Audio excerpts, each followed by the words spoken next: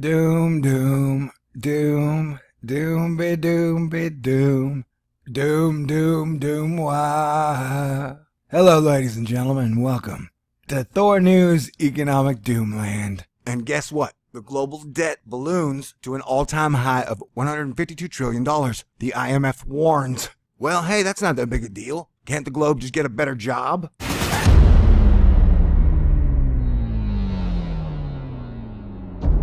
You think your world is safe. It is an illusion.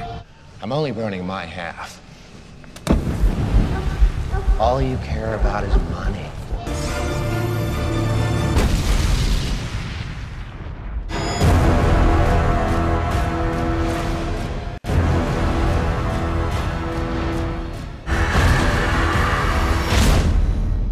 So, shall we begin? All it takes, boom. Money. Like, this is what it all boils down to. Like, as human beings, if we want to survive and stop being a slaver planet, we gotta come together.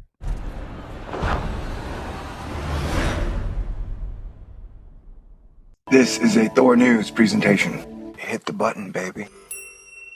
Stay cool. Thor News presents.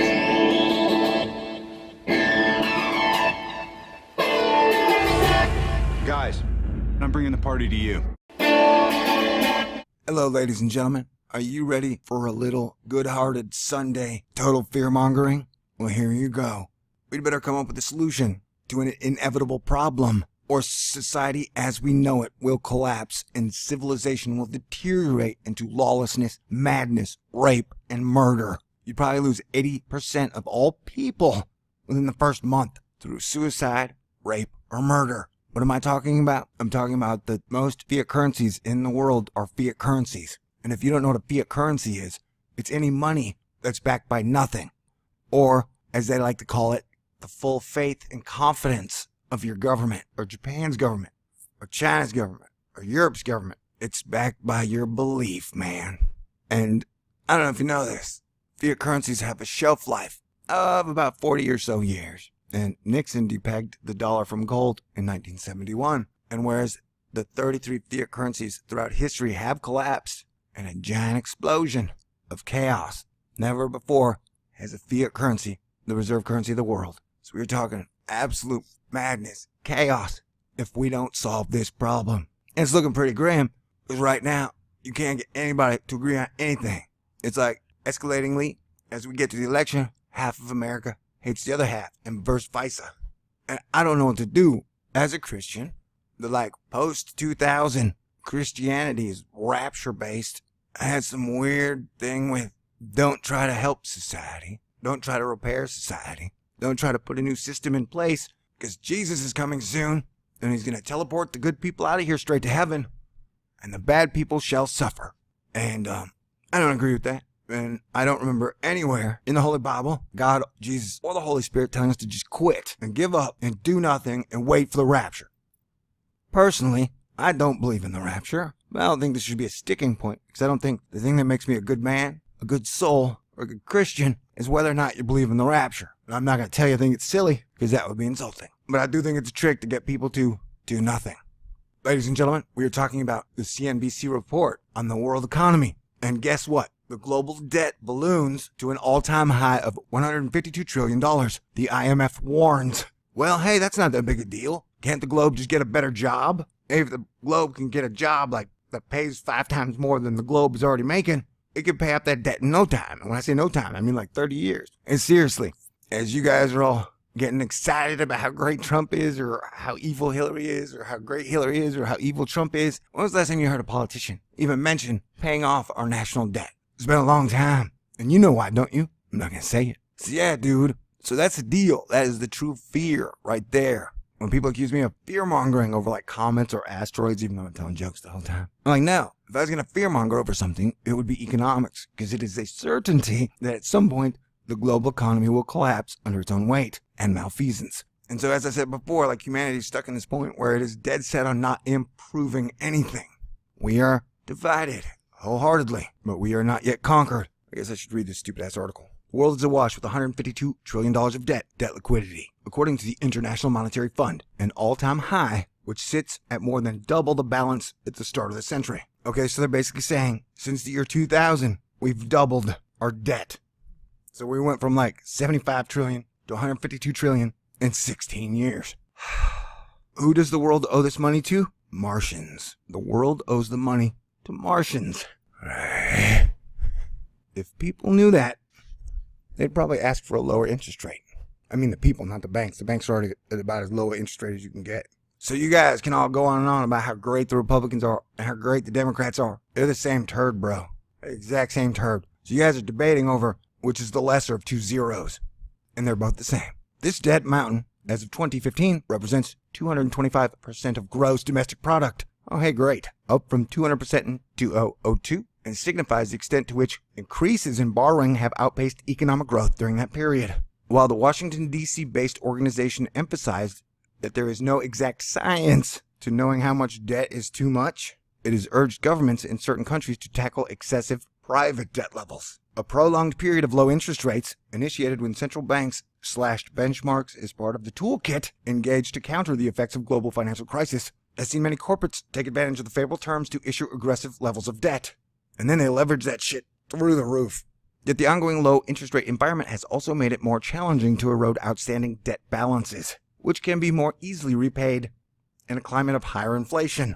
That sounds like a wonderful plan. Issue a shit ton of debt, and then pump the inflation, and then pay back your debt. Wonderful. It sounds responsible if you're a Martian. Indeed, the IMF warned that the dynamics of the current situation resembled a negative feedback loop. A negative feedback loop. Negative feedback loop. There you go, ladies and gentlemen. An infinite growth economy uses a negative feedback loop as its foundation. That makes sense. Indeed, the IMF warned that the dynamics of the current situation resembled a negative feedback loop in which debt deflation is causing the real burden of debt to increase. Oh yeah.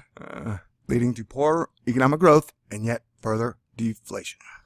The IMF acknowledged the decreasing menu of options available to policymakers to trigger effective actions, saying that the room for maneuver had shrunk since the beginning of the global financial crisis. It also called on fiscal, monetary, and structural solutions to be looked at synergistically to maximize their impact. The strategy behind our economics is crazy. The organization has sought to pinpoint where it sees the biggest potential problem areas, saying private debt is high, not only among advanced economies, but also in a few systematically important emerging market economies, namely Brazil and China. So we blazed a collect call to governments, and they could not afford to take it. They're at maximum borrowing levels. Although governments only account for 1/3 of the world's debt, the report also showed the swelling of their balance sheets in the years since the financial crisis. The IMF's semi-annual Fiscal Monitor report repeatedly highlighted the crucial role of fiscal actors, in creating a stabilizing climate in which growth can flourish and debt balances can be safely unwound, thereby reducing the depth and duration of a potential financial recession triggered by too much borrowing. It pointed to Europe as an example of where an impaired banking system was a hurdle to successful deleveraging. The IMF also signaled out China as a country at risk of a disorderly wind-down of a current high corporate debt levels. At this week's meeting with the World Bank in Washington, the IMF is expected to repeat its call for states to step up and play a more supportive role as global consensus continues to grow. The monetary policy is reaching its limits of effectiveness. All right, so there you go, man. We are totally screwed. So I don't know what to do. That's what modern Christianity, and especially modern media, has pretty much taught people that the world coming together as one is bad or negative in some way, shape, or fashion. If you try to bring peace and balance to this world, you are the devil. That only the devil would want to bring peace to this world. And can you see the trick in that, man? Can you see the trick in convincing religions that peace is the tool of the devil? And it's Jesus Christ himself who said, judge a tree by its fruit. So if we are to bring unity to our planet and unite Earth as one family, that can't be bad. Think of how much energy, resources, lives are wasted on endless perpetual wars that are used to back up fiat currencies. We can transition the entire war machine over to Earth repair, solar system exploration, and colonization if only we give up war. And then the quality of life for everybody improves. But if we don't do something, we will go through one of the most vicious, lawless periods ever seen. The new dark ages. because your currencies would collapse within less than a week, leaving the entire world without a way to exchange their goods or services. And so, I don't know what to tell you. This has been like my main fear-mongering point for a long time. See, look, over at Zero Hedge, it's even Hitler's New World Order. Don't you get it, man?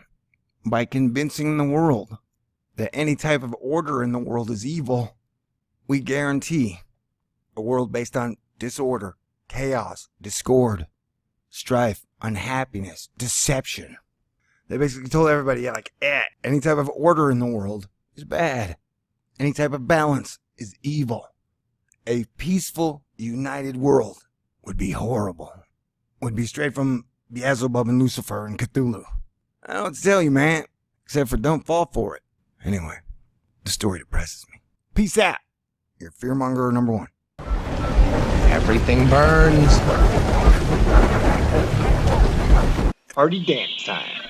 Hello, I'm Mr. Money.